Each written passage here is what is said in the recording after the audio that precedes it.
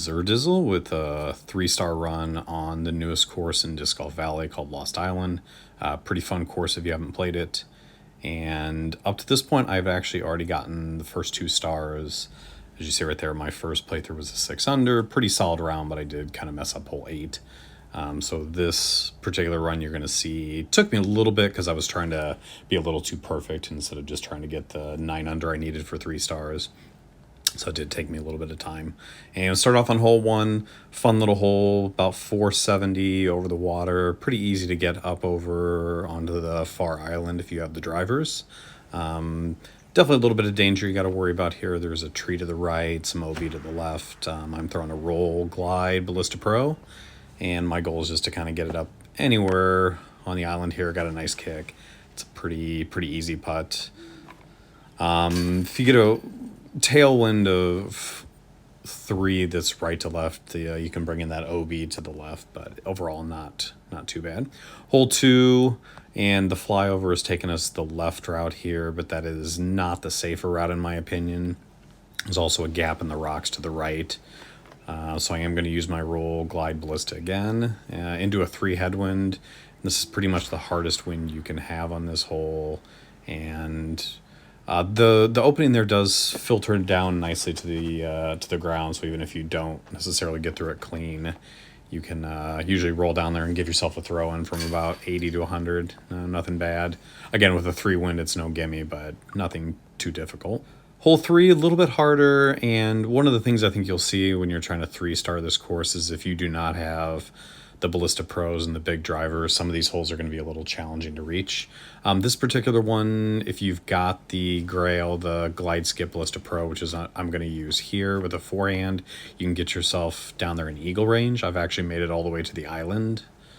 I shouldn't say the island, but basically I had a putt from about 20 feet for eagle.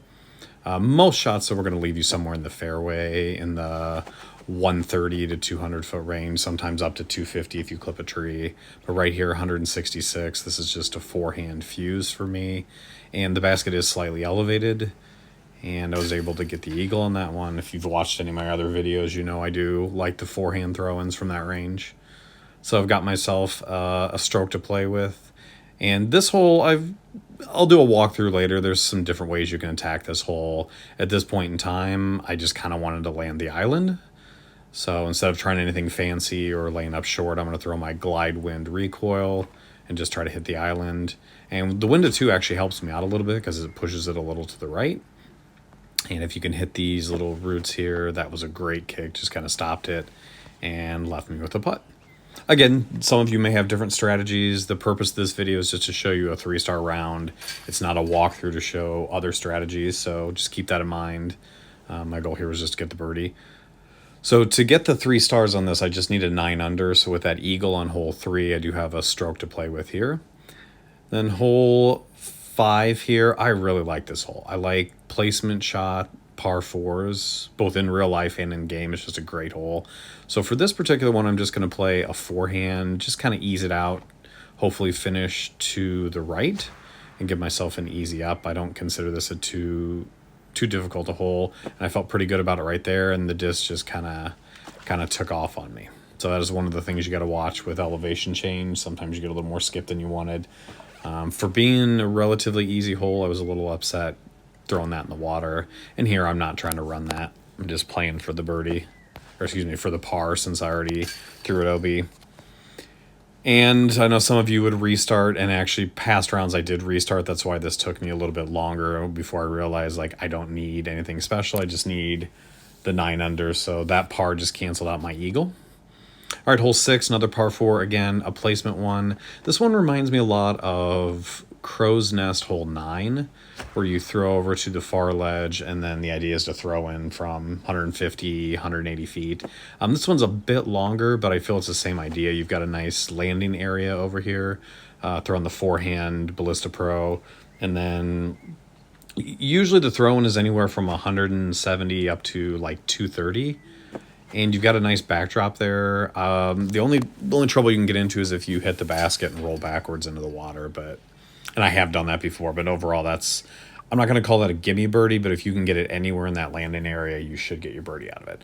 All right, hole 7. This is the one I know a lot of people have been talking about putting a Mando in. There's no need for a Mando. Just play the hole. You can go forehand, backhand. For me, this is just an accurate windbreak musket. You can disc up to the accurate glide musket. But one of the things, it's really subtle that I like that the developer did, is you'll notice the wind is only a 1 because you're down in the cave. And so the wind is not going to be very strong. So I don't know if anybody noticed that. You're not going to be getting winds of 3 or 4 down here, which is kind of nice. So I was able to park the backhand there. You can go forehand. Some people are throwing recoils. Some are throwing havocs. Whatever you want to throw. I really like that hole, and I don't think it needs any changes. All right, hole 8, the only par 5 on the course, and this one, very eagleable if you can get that. I love that word, eagleable. If you can get it down in the fairway, get yourself a nice skip. You've got to be aware that the drive is a little bit downhill. So for this particular one, I'm going to throw my Glide Skip Ballista Pro, put it with a huge turnover, and just get to skip down there. And if you can clear the water, you should have a reasonable approach to give yourself an eagle look. And so here, only a wind of 1. I thought I threw a good shot, but then right about there, I knew it didn't quite get enough turn. But I thought I would probably skip off the hill, give myself a decent shot. Instead, it skips up off the hill, and this is something that needs to be fixed. It landed up against the wood out of bounds, which I think is trash. I think that needs to be fixed. That's an easy fix in my opinion. So I've got to get up and down then from 616 feet. And I throw the Ballista Pro again, and I decided to throw the light glide, and I just got an amazing roll out of that. In hindsight, I'd probably throw the skip, give myself a little more distance up there, but from that distance, it still put me in putting range, so I was able to get the birdie even though I went out of bounds. Should have been an eagle.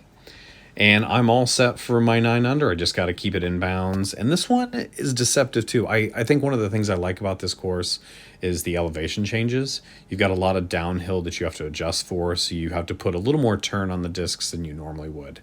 And I'll talk about that a little more when I end up doing my walkthrough. So here I'm also going with the Glide Skip Ballista Pro, and I've got a right to left wind of 2. I'm just going to kind of hang it out to the right, and that one was pretty good, but right about here I'm worried about where it's going to skip. And so it does skip, ends up going down this little hill a little bit, but safe, no worries. A little unpredictable, but I'm okay there. 277, for me, this is a pretty easy shot. I've got to worry about the teeth up in there, and so I'm just going to throw my accurate glide musket, and I thought it was a pretty good shot, and then I got this kick. Yep. So not only am I behind that, I'm also going uphill. So I have to aim uphill, and I have to do the around the world, and I was able to hit that. I thought that was about a 50-50 when I let it go that I was actually going to make that putt. And there you go. There's a 3-star on Lost Island. A lot of cool shots, some eagle opportunities. I like the course. And remember, I'd already gotten the first 2 stars, so here are the prizes. I believe the 1-star disc is that cool fuse, which went directly into my bag. You probably saw me using it that round. The Saint Pro, again, darker green. I like the themes, though.